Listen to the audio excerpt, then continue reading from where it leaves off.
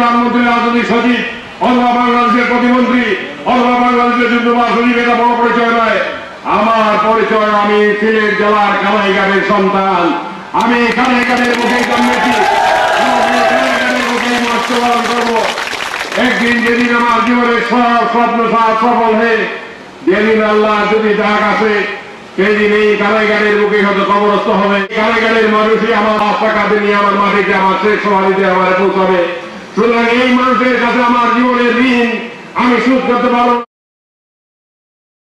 আব্বু ওয়াসিয়ত করে গেছেন তার খুব আদরের একটা এতিমখানা আছে, তার নিজের এস্টাবলিশ করা তার বাবার নামে।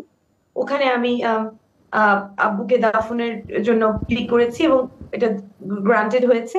এবং ওই এতিমখানার নাম শফিকুল হক চৌধুরী মেমোরিয়াল এতিমখানা, আমার দাদু বাড়িতে কানাইঘাটে।